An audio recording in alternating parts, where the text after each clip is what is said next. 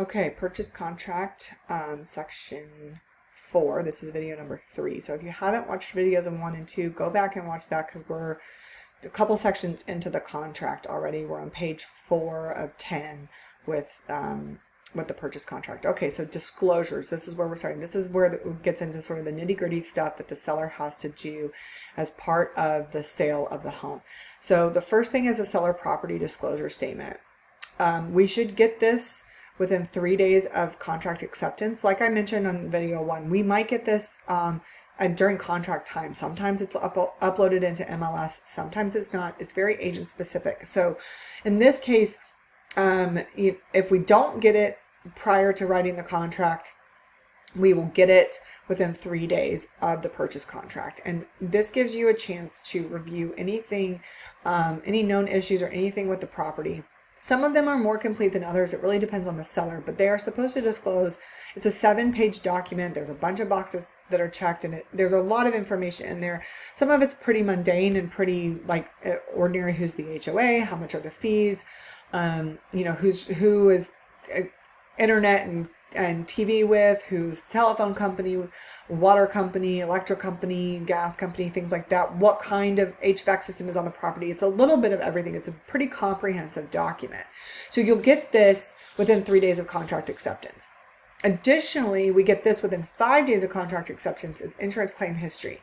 So we're supposed to get a 5-year insurance claims history as part of the purchase contract. If the seller hasn't owned the property for 5 years, we might not be able to get a full 5 years.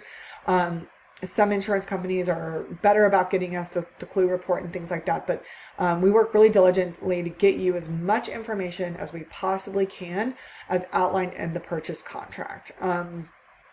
FIRPTA, which is foreign sellers, is applicable if a seller is a non-resident alien individual, foreign corporation, foreign partnership, foreign trust, or foreign estate. Seller agrees to complete, sign, and deliver to escrow company a certificate indicating that seller is a foreign person. FIRPTA requires that a foreign seller may have federal income taxes up to 1.5% of the purchase price withheld unless an exception applies. Sometimes we'll see in listings FIRPTA applies. That just means that the seller is not a citizen of the United States. Whatever company they have that owns the property is not within the United States. So they're held to a different level of taxes. And so that just has to be disclosed to the buyer, but it doesn't really have much to do with you in terms of how you approach the purchase of the home. It's just a disclosure that has to be made. Lead-based paint. So lead-based paint, again, this is outlined in the buyer advisory, but here it is again. If the premises was built prior to 1978, there is a chance that there is lead-based paint in the property. If that's the case, we have to get a lead-based paint disclosure as part of the contract. That's typically already in MLS and something that's signed at contract time. So here you would either initial that the property was purchased after 1978. That's when they stopped using lead-based paint.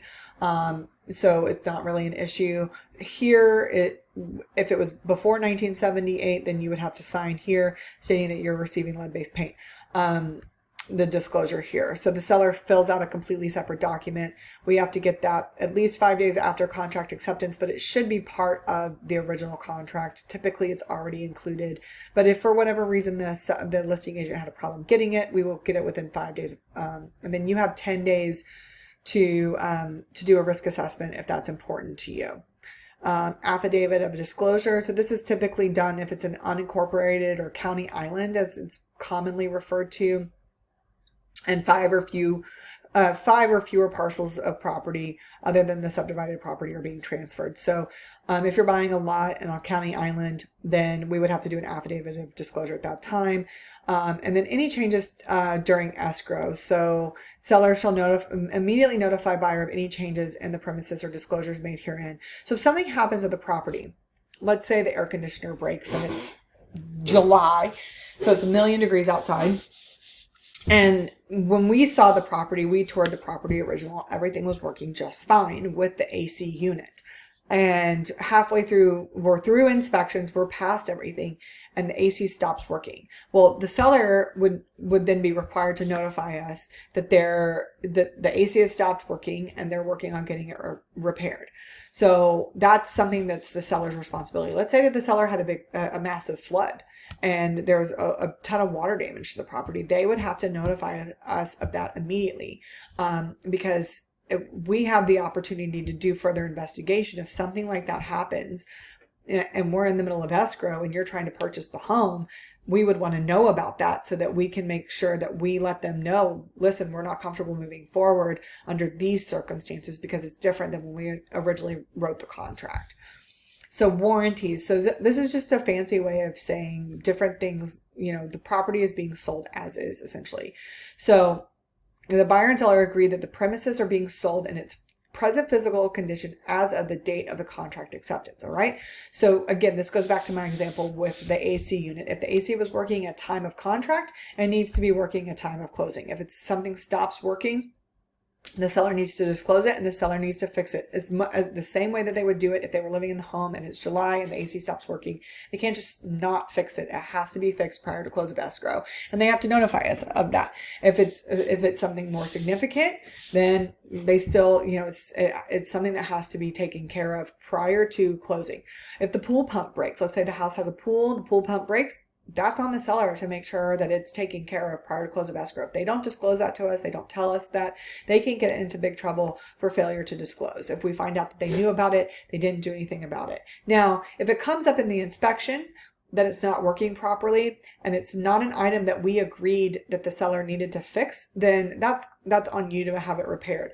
But if it was working at time of contract, it was working at time of inspection, we have all the documentation to show that it was working at that time, and then we go back for final walkthrough or something happens and the seller doesn't notify us, then it's something we have to handle prior to.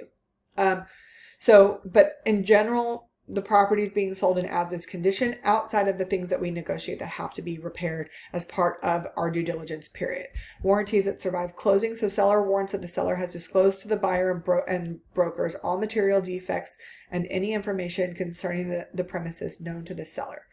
So again, if something happens, they are required by this contract and to tell us about it so that we have the opportunity to handle it, and make sure that it's working the way that it was supposed to be working at time of contract, or the way that it was working at time of contract and then it stopped working. And then buyer warrants that the buyer has disclosed to seller any information that may material and adversely affect the buyer's ability to close escrow or complete obligations of this contract. So let's say we're in the middle of contract and something happens and the buyer loses his job. So this is your responsibility as a buyer. You have to make sure that you communicate with me, and then therefore I communicate with the listing agent of your inability to be able to close. If something happens and you're not able to close, the sooner I know, the better I have opportunity I have of recovering your earnest money. If you don't tell me and I find out later and I'm like, well, there's nothing I can do. It's too late for me to recover your earnest money at this point. So the sooner you communicate those things to me, the better it is and the easier it is for me to fix it or at least cancel the contract and get your earnest money back as best I can. All right. So in the due diligence period. So this is what's important to you as the buyer, is you have an inspection period. By contract, it says 10 days. Sometimes this date can change based on market conditions. So let's say it's a super heavy seller's market and we're competing big time and there's multiple offers on every property. We might have to reduce this down. The reason for this is the inspection period is essentially, for lack of a better term, it's your get out of jail free card. So let's say you purchase the property, you love the property, you love everything about it, the home itself, but you have concerns about the location of it. Maybe you're concerned about, you didn't want to lose the property, you really think it might work for you, but like, let's say you're concerned about the commute.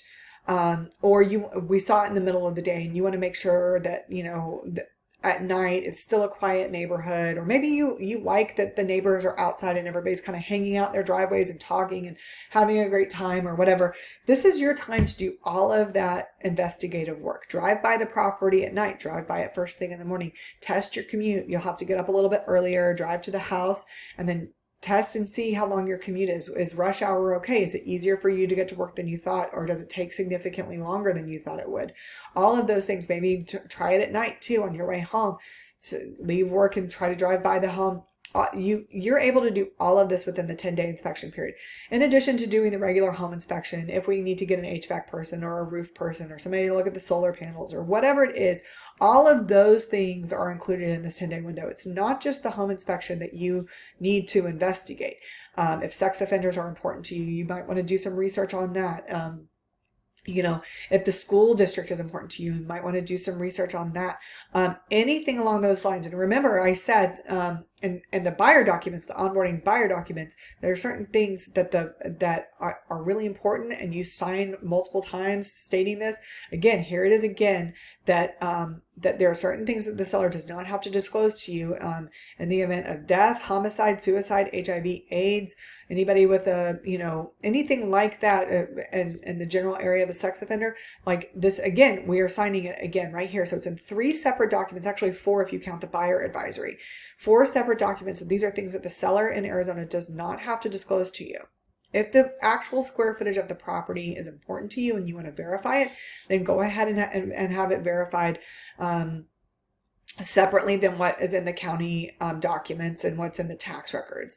Wood destroying organisms. So there's a long running joke here in Arizona that there's 2 types of properties, the kind that have termites and the kind that will get termites.